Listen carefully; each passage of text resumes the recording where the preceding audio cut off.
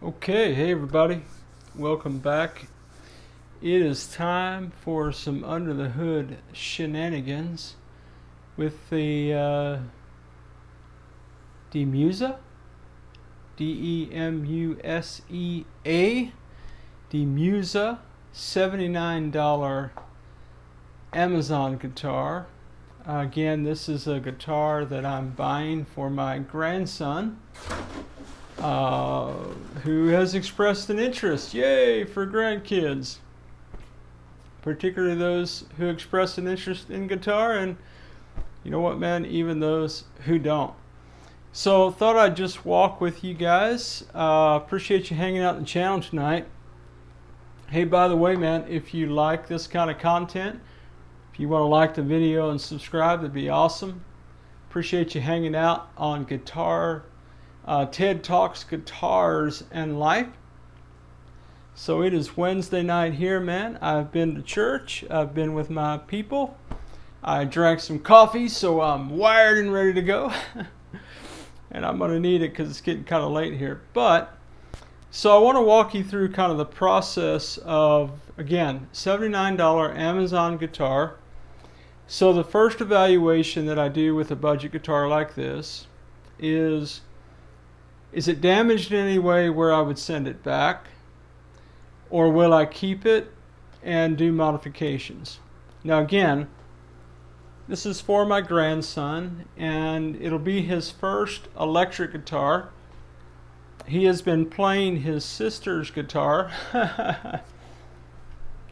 which is a acoustic guitar that I purchased for her. She got it for Christmas, I think, a couple years ago. So,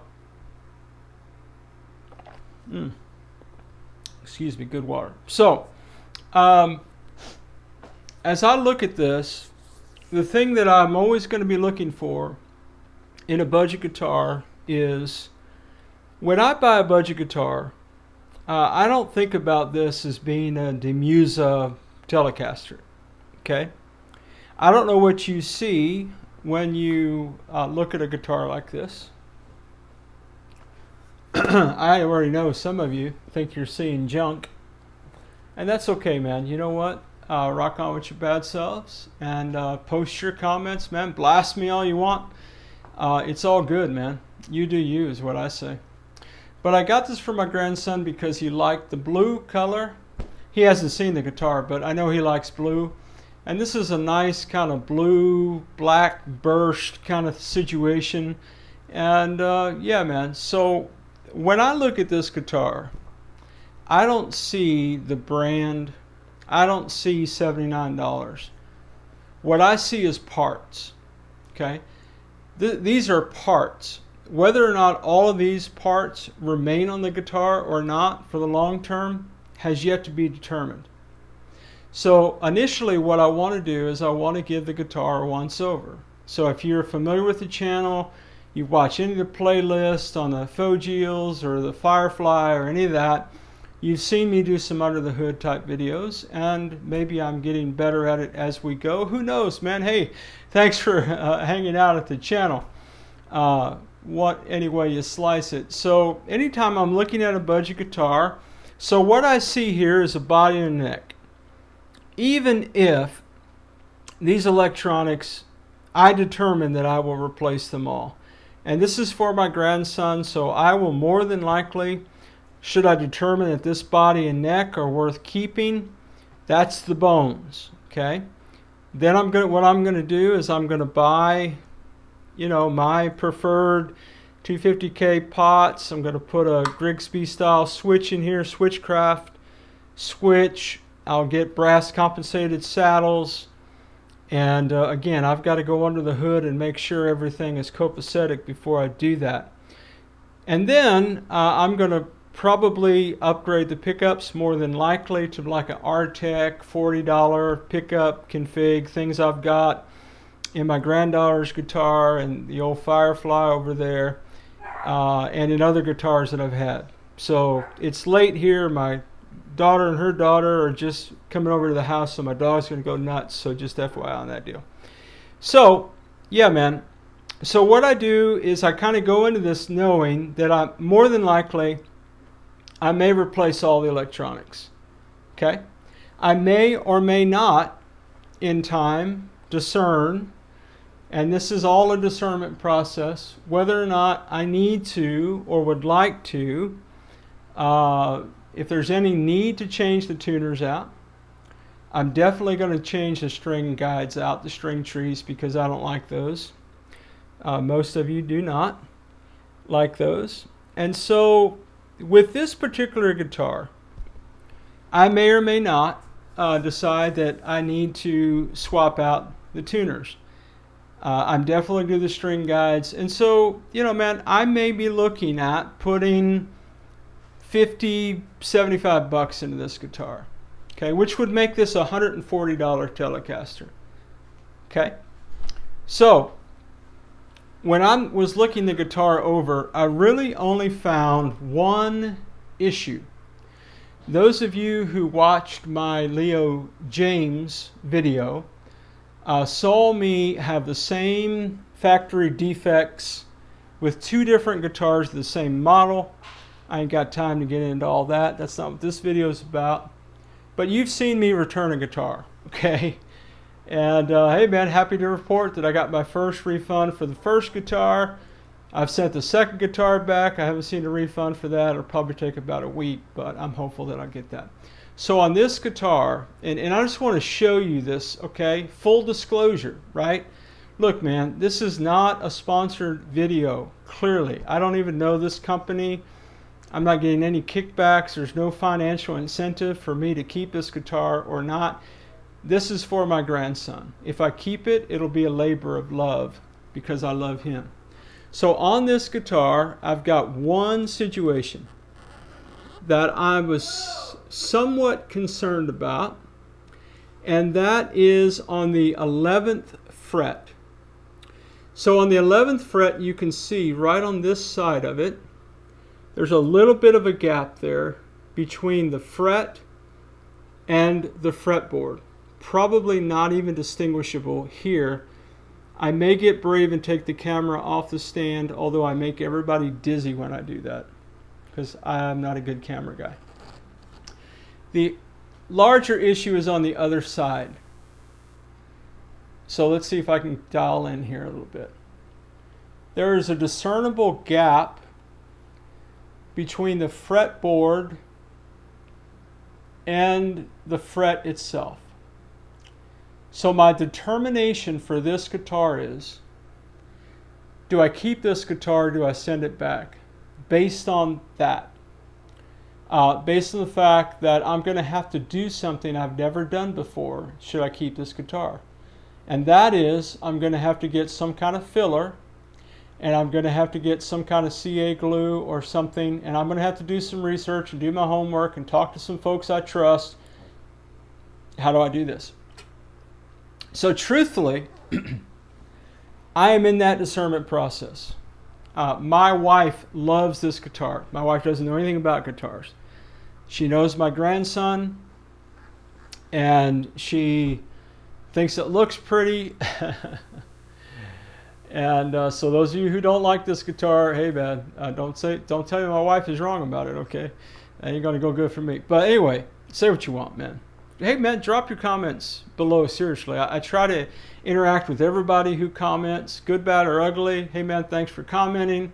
Rock on with your bad selves, etc. So, and I really appreciate, man, those of you who are sharing your journeys with buying budgets and what you've done, what worked, what didn't work. Now that's all really helpful for me, and I just love hanging out with you guys. So feel free to hang out if you want to. If you haven't subscribed, go ahead and do that.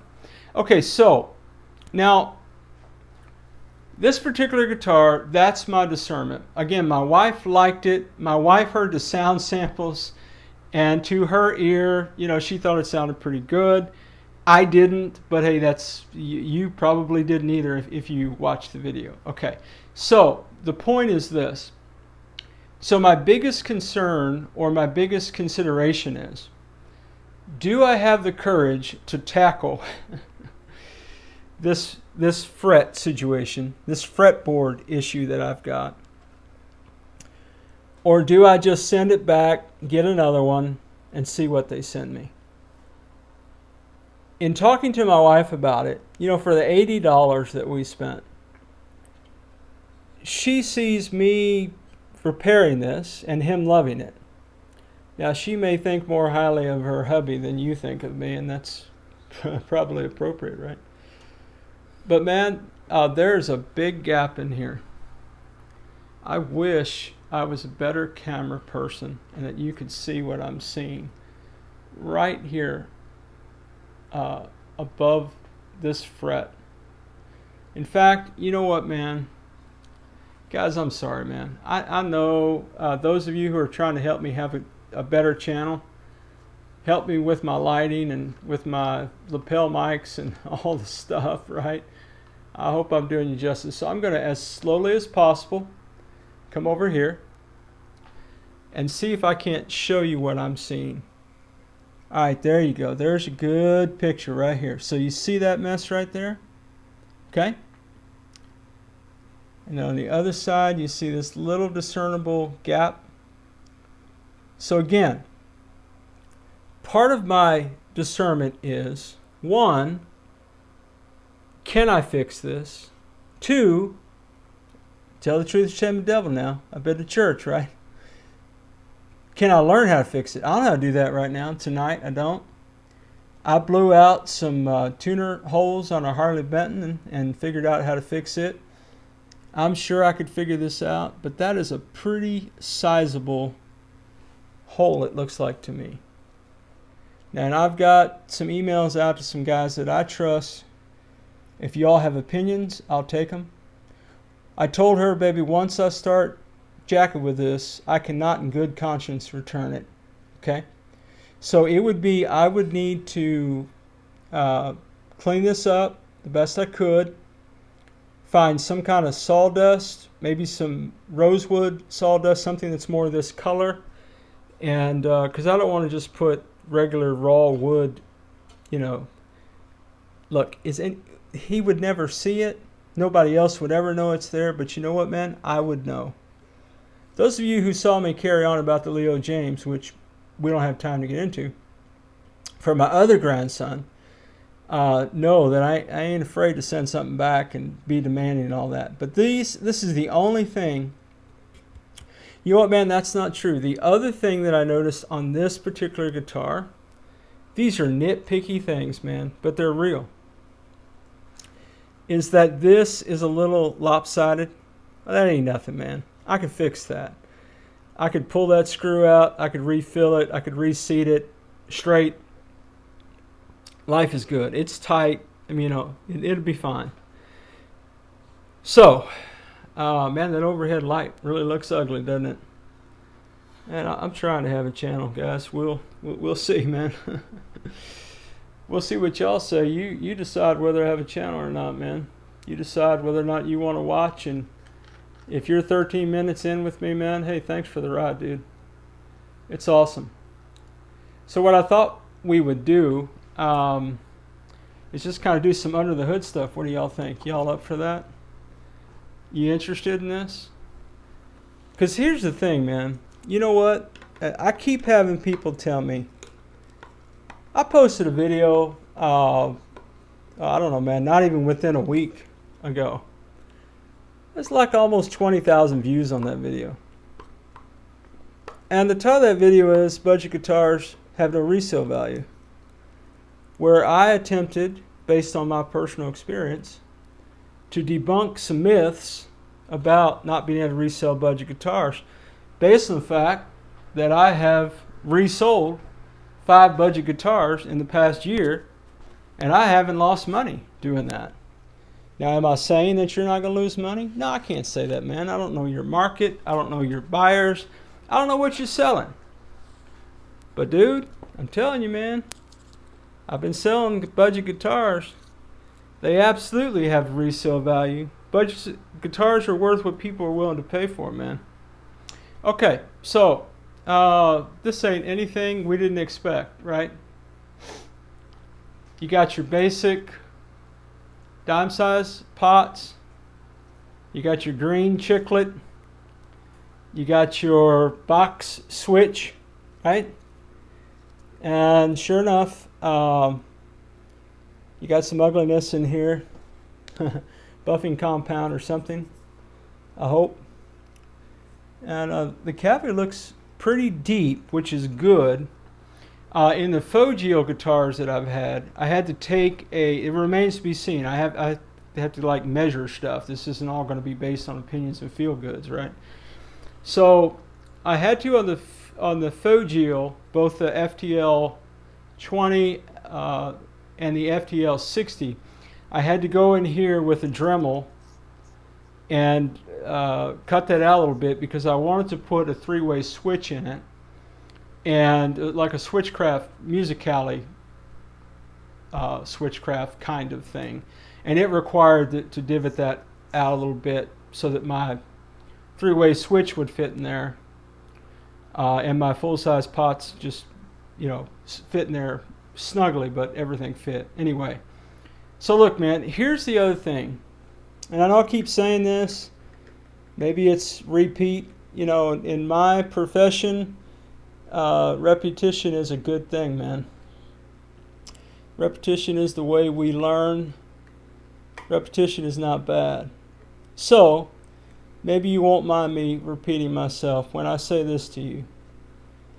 If a guitar sounds good in your ears, man, if it feels good in your hands, if you see that guitar and you cannot go without picking it up and jamming, that's a good guitar, man. Don't let anybody sell you on what they think you should have, what the name on the headstock has to be, what parts you must put in something, man. Don't let anybody play you, man. Mess with your emotions, rent space in your head. You do you, man, and rock on with your bad selves, man. That's what I say. So, you know, man, even I'm going to pull this out, and I know we all know what I'm going to find. I'm going to find the basic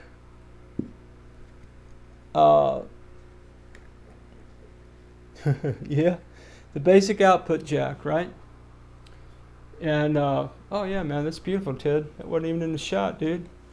Ted talks guitars, man. You quit talking and do some work. Hey, man. Anyway, your basic one prong output jack. So if this were my guitar, and since it's for my grandson, either both those things mean I'm gonna throw a pure tone output jack in here. Okay, get one, put it in. I will more than likely put in 250K pots here, replace the capacitor, put in my three-way switch. Now you know what, dude, man? I've been having some fellowship with some of you, and the fellowship is revolved around the idea, man. One of you said to me the other day, dude, I don't know how to do any of that. You know what I said?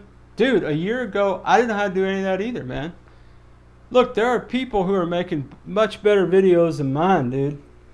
Two Bike Mike and J-Man, Sean over at Scar My Guitar, man. You want to learn how to do some of this stuff for yourself, man? There's all kind of people who are on the interwebs, man, out here on the tubes, that you could watch them and learn a bunch of stuff, man. That's how I learned how to do all this, is watching other people do it. That's funny, man, like in the medical profession, a lot of professions in life, that's the way you learn, man, is on-the-job training, right? You watch somebody do it, and then what do? You do it and they watch you, right? Man, I got some great brothers on Facebook, man, I mean on the tubes here, who are watching my janky old video, my little channel, and they're giving me encouragement, man. Hey, next time maybe that.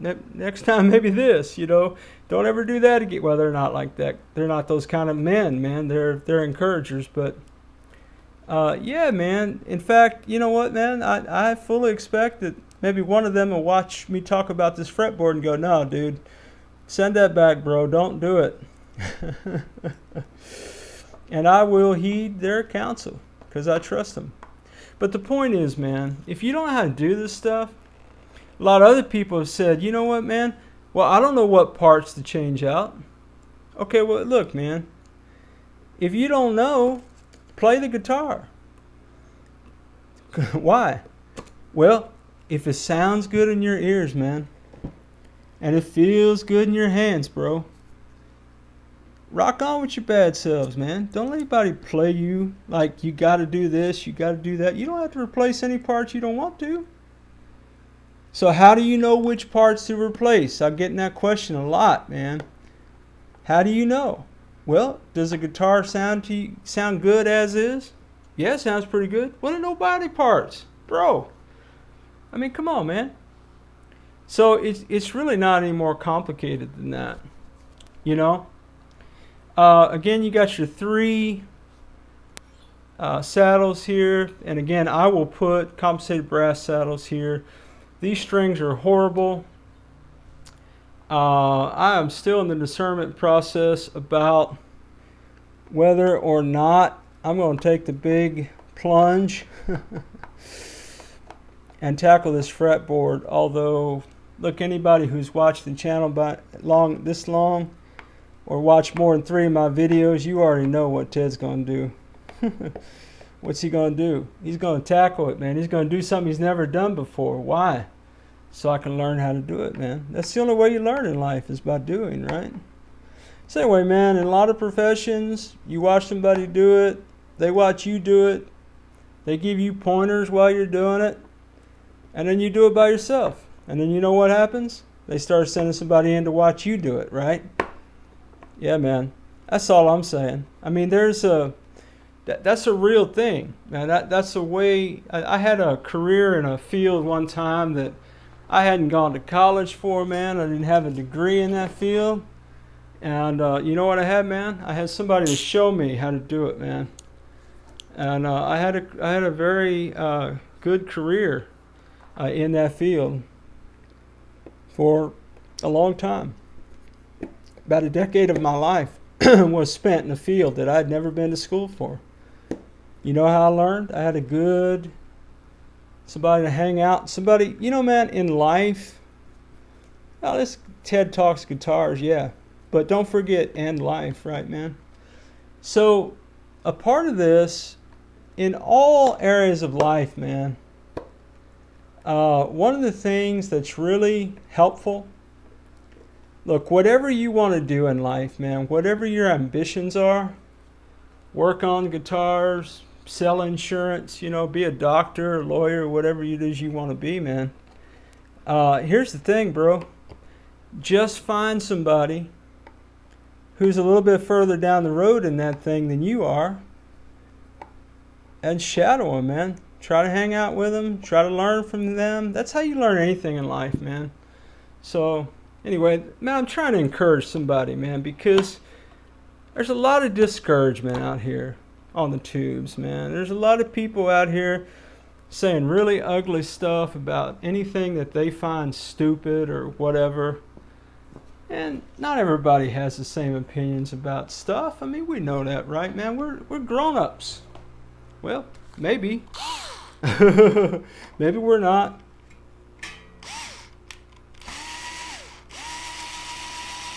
But the point is that, you know, man,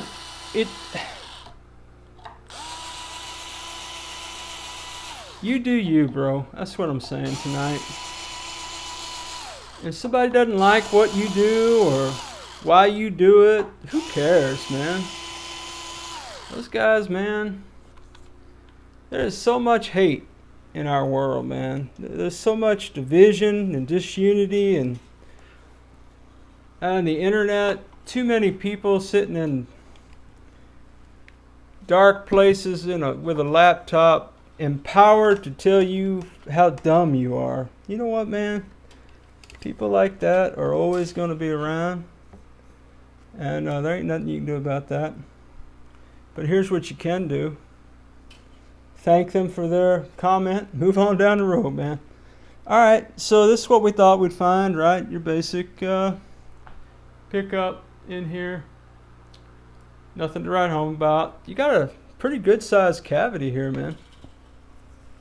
Definitely, dude. Look at that cavity, man. You put humbucker or whatever else you want in there, man.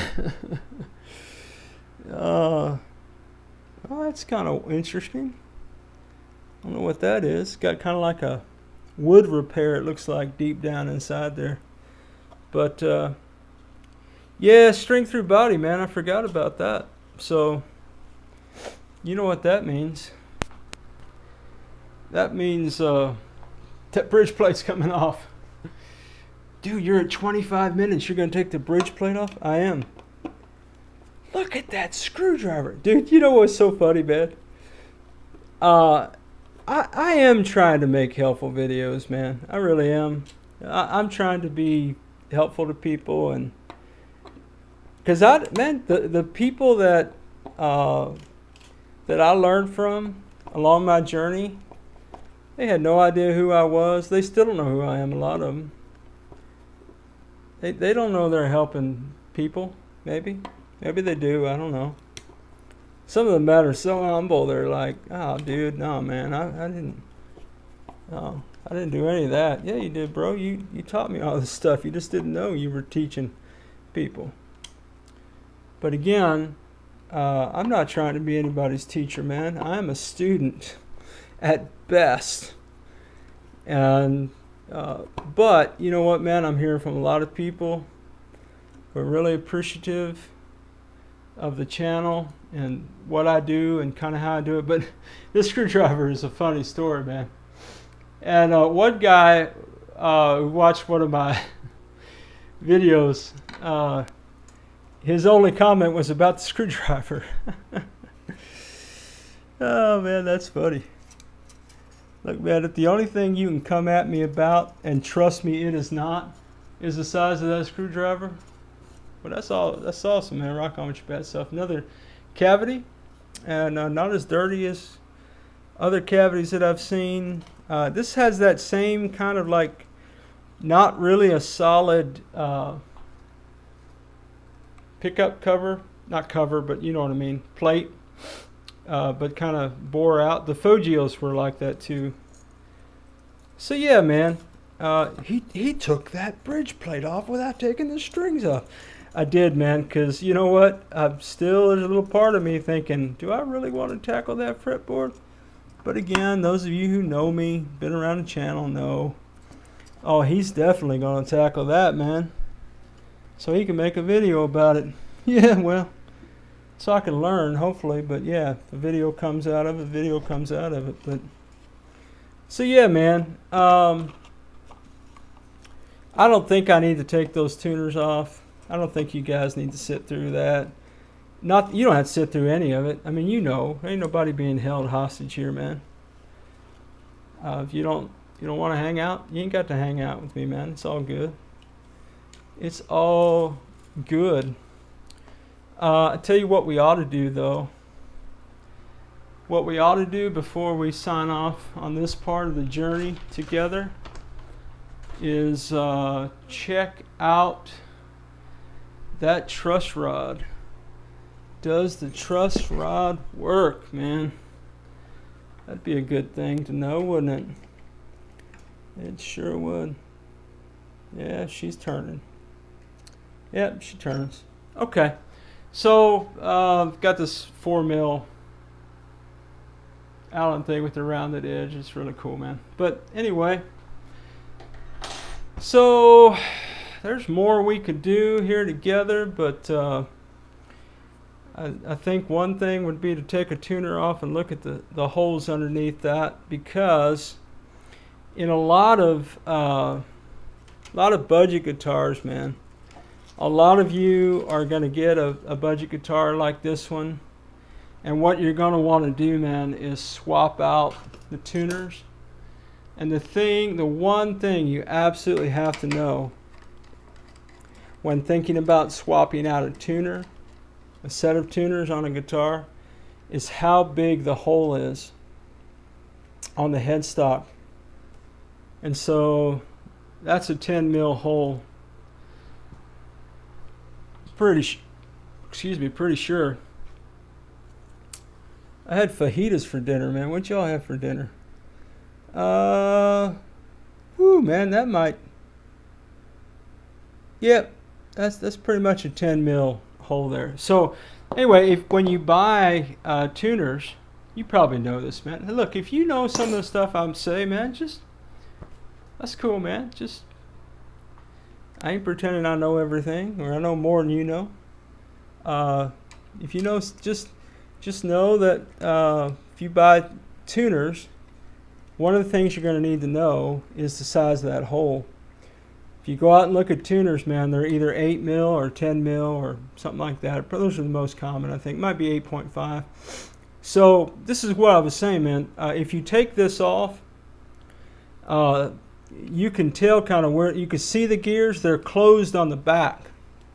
So you will not see an opening on the back of these. Sorry, man, I still got the bridge plate off. So let me gingerly do this. As gingerly as I can. There's not really openings on the back of these where you can put oil in there. But what you can do, since you have this, with these pieces off, these pieces off, you can take you some oil and drop it down into the gear that you can see if you look down in here. Put a drop in there and then get your string winder and wind that bad boy and do what you do, man. So what kind of radius we got here?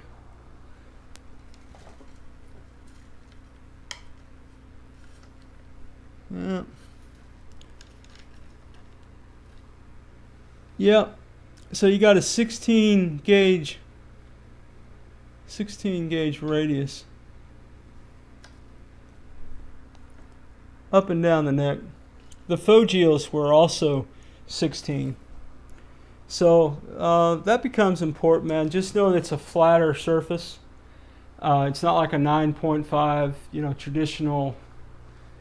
A lot of the budget guitars that I've seen, the imports are coming in with either a 16 or some of them are like 9.5, up to 12 and then go to something different. So anyway, man, I think that's probably enough under the hood shenanigans for one night. I had plenty of coffee.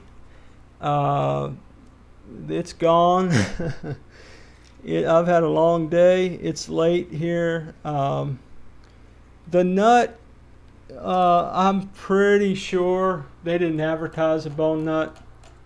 I'm pretty sure that's plastic. So I will, if I decide to keep this guitar and I decide to tackle this fretboard situation, I will put a Graphtec nut in there more than likely.